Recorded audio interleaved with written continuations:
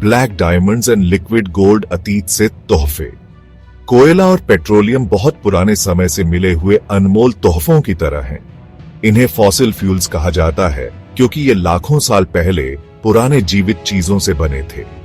हम हर रोज इन्हें बहुत सारे तरीकों से यूज करते हैं, लेकिन कभी कभी हम भूल जाते हैं कि ये नॉन रिन्यूएबल है। एक बार यूज करने के बाद ये हमेशा के लिए खत्म हो जाते हैं। सदियों से कोयला हमारी ऊर्जा का मुख्य स्रोत था। इसने औद्योगिक क्रांति के स्टीम इंजन्स को फ्यूल्ड किया और लाइट बल्ब के आविष्कार के साथ घरों में रोशनी लाई। पेट्रोलियम, जिसे अक्सर कच्चा तेल कहा जाता है, बाद में इंपॉर्टेंट हो गया। आज पेट्रोल और डीजल जैसे पेट्रोलियम उत्पाद हमारे वाहनों और हवाई जहाजों को पावर देते हैं। इनका उपयोग प्लास्टिक, दवाइयां और कई अन्य चीजें बनाने के लिए भी किया जाता है जिन पर हम निर्भर हैं। कोयला और पेट्रोलियम की कहानी समय के माध्यम से एक आकर्षक यात्रा है और इन सीमित संसाधनों पर हमारी निर्भरता की याद दिलाती है।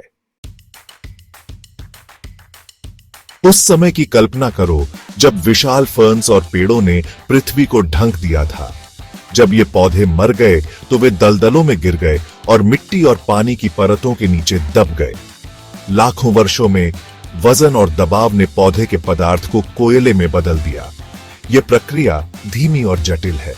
सबसे पहले पौधे का पदार्थ पीट में बदल जाता है, एक नरम भूरा पदार्थ। समय के साथ गर्मी और दबाव पानी और गैसों को निचोड़ते हैं, जिससे पीट सख्त हो जाता है और लिग्नाइट में बदल जाता है, एक प्रकार का भूरा कोयला।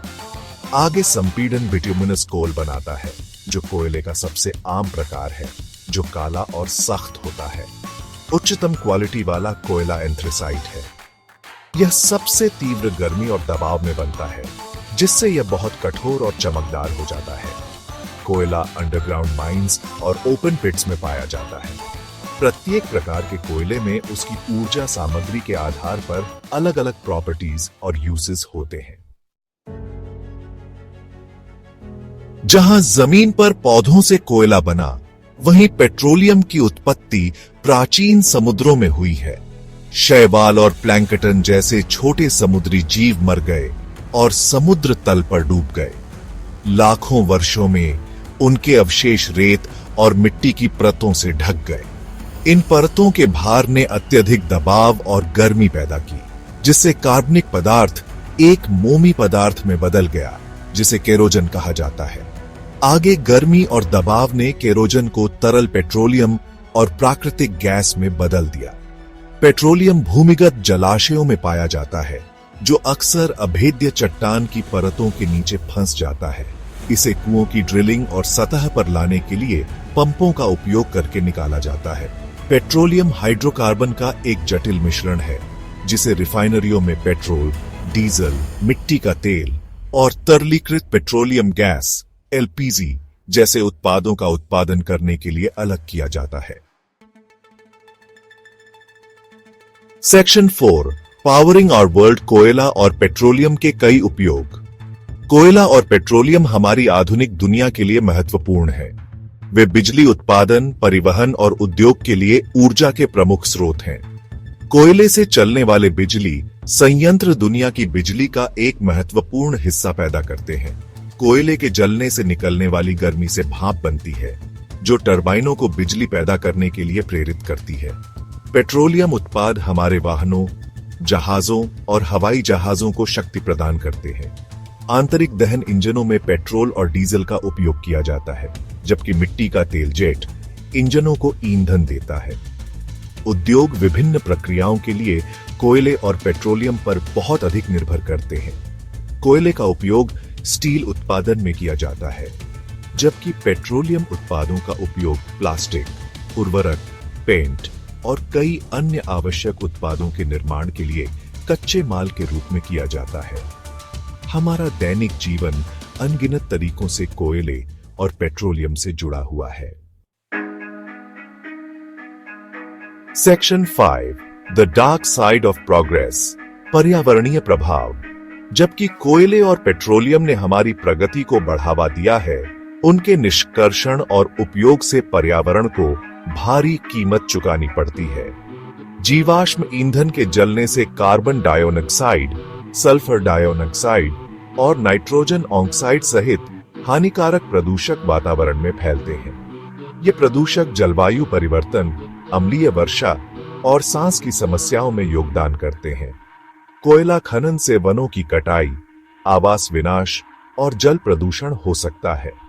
टैंकरों या पाइपलाइनों से तेल रिसाव से समुद्री जीवन और तटीय पारिस्थितिक तंत्र पर विनाशकारी प्रभाव पड़ सकता है। कोयले और पेट्रोलियम के निष्कर्षण और प्रसंस्करण के लिए भी बड़ी मात्रा में पानी और ऊर्जा की आवश्यकता होती है, जो पर्यावरण क्षरण में और योगदान देती है। एक स्थायी भविष्य सुनिश्चित करने के लिए इन नकारात्मक प्रभावों को स्वीकार करना और उन्हें दूर करना महत्वपूर्ण है। सेक्शन 6, लुकिंग अहेड, वैकल्पिक ऊर्जा और संरक्षण। जैसे जैसे हम सीमित जीवाश्म ईंधन वाले भविष्य की ओर बढ़ रहे हैं, ऊर्जा के वैकल्पिक स्रोतों का पता लगाना और उन्हें अपनाना और संरक्षण का अभ्यास करना आवश्यक है।